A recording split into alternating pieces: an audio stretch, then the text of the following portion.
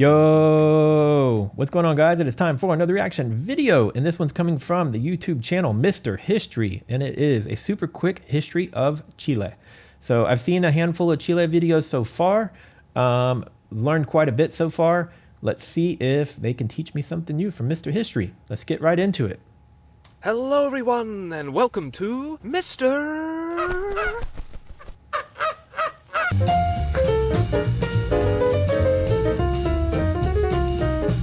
This is South America, and that skinny serpentine sliver of land is Chile. Now, let's see what's been going on, shall we? The land of Chile is packed with surprises. From the highest mountains in the Americas to the driest desert in the world, from lush forests to raging volcanoes.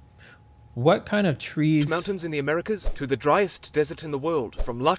What are these trees? Does anybody know what kind of trees these are? It seems to be that they're mostly in the South American region, unless you tell me that too. If they're where in the world can you find these trees other than Chile? But I just like the way they look. They're really cool, and I've been doing a lot of these reaction videos, and I see them from time to time. But I feel like it's only been Chile or South America that I've seen them. Tell me if you know what kind of tree it is and where you can find them.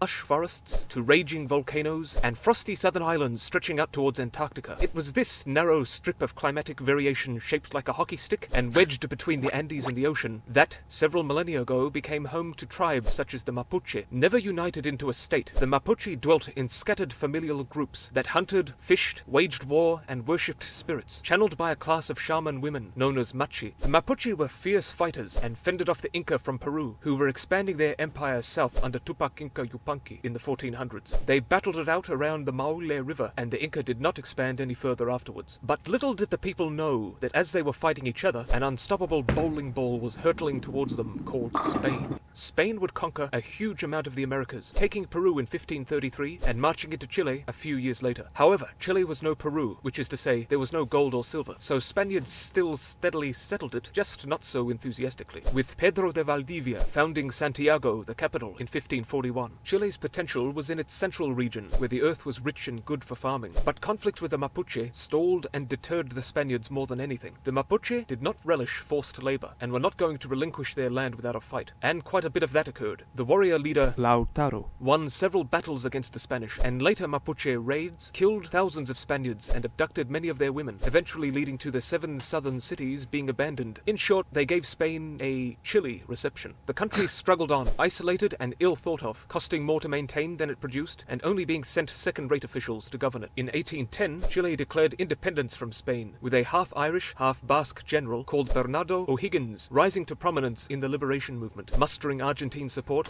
Bernardo O'Higgins, is that like a French-Spanish man? I'm sorry, not a French, an Irish-Spanish man? Called Bernardo O'Higgins. I don't think I've ever quite seen a combination of a name like that. If anybody knows of the origins of the name O'Higgins, let me know. O'Higgins rising to prominence in the liberation movement, mustering Argentine support and defeating the Spanish forces on the battlefield. Chile's independence was attained in 1818, but the nation's political temperature remained tumultuous until José Joaquín Prieto took power in 1831. His conservative administration was dominated by Diego Portales, who was the one really in charge. What resulted was stability, economic growth, investment in railroads and education, but also resentment from the opposition, who tried several times to put liberals in power. Chile and Argentina won a war against Peru and Bolivia, and Chile also pushed south to gain total control of the land once and for all. Thousands of German immigrants were invited to colonize this area, and with characteristic German efficiency, they had it up and running and prospering in no time. Here we see the odd sight of a neo-Romanesque German church in front of a South American volcano. But Chile was also looking north, seizing a nitrate-rich slab of land from Bolivia. Both Bolivia and Peru declared war on Chile, and Chile beat them both in the War of the Pacific. Political divisions led to a short civil war. Modernization increased, border disputes with Argentina were solved peacefully, and celebrated with a statue of the Prince of... That's a cool looking statue. Looks like it's out in the middle of nowhere probably too.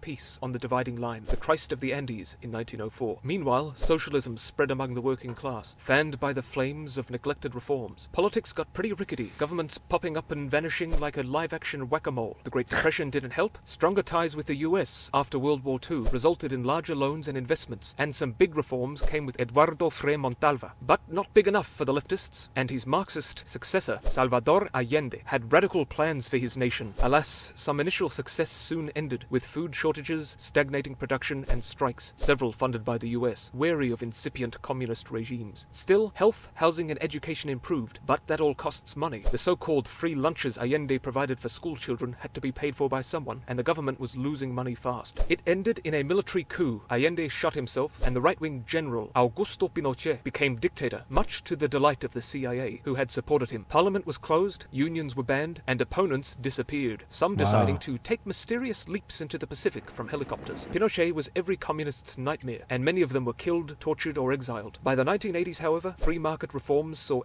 Man, that's a whole lot of corruption there, huh?